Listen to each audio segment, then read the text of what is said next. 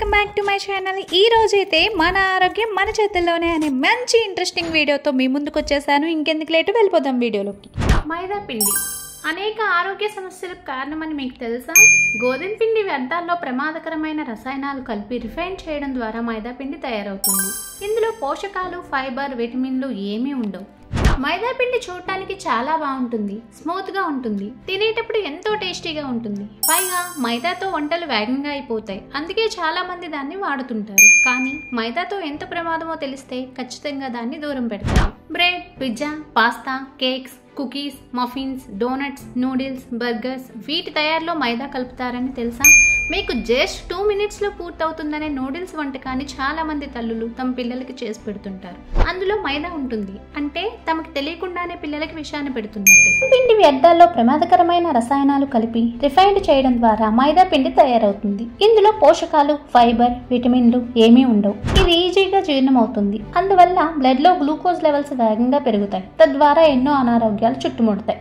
మైదా తినడం వల్ల కలిగే నష్టాల్ని తెలుసుకుందాం. తద్వారా వీలైనంత త్వరగా దాన్ని దూరం చేసుకోవచ్చు. మైసూర్ బోండా, మైసూర్ బజ్జీ లాంటి వాటిని మైదాతోనే చేస్తారు. అలాంటి వాటిని రెగ్యులర్ గా తింటే ఆటోమేటిక్ గా బరువు పెరిగిపోతారు. బాడీలో కొవ్వు పెరిగిపోతుంది, ఊబకాయం వచ్చేస్తుంది. కాబట్టి మనం ఎక్కువగా తీసుకోకూడదు. మైదా తింటూ ఉంటే క్రమంగా టైప్ 2 డయాబెటీస్ కూడా వస్తుంది. మైదాలో షుగర్ లెవెల్స్ పెంచే గుణాలు చాలా ఎక్కువ.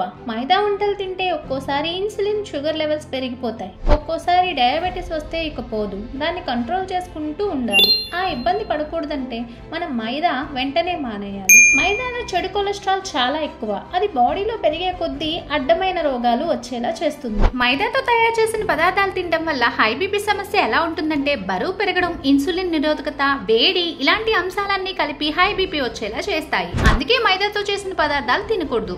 అయితే మైదాను మరో రకంగా చెప్పాలంటే జంక్ ఫుడ్ అనుకోవచ్చు. ఇది నోటికి ఎంత రుచిగా ఉంటుందో అంతే ఆరోగ్యాన్ని చెడగొట్టి మన మనశ్శాంతిని దూరం చేస్తుంది. తరచూ మైదా పదార్థాలు తింటూ ఉంటే పొట్టలో బరువుగా ఏదో రాయిని మోస్తున్నట్లుగా అనిపిస్తూ ఉంటుంది. తిన్న ఆహారం అరగదు, జీర్ణం కాదు, గ్యాస్ తయారవుతుంది, పుల్లటి తేన్పులు కూడా వస్తాయి. అదే ఎసిడిటీ అంటారు కదా, అది కూడా వస్తుంది. మలబద్ధకం కూడా వేధిస్తూ ఉంటుంది. అయితే మైదా అనేది ఓ అందమైన రోగాల పుట్ట అనుకోవచ్చు. మైదా ఎంత టేస్టీయో అంత చేదైన రోగాల్ని అది చేస్తుంది.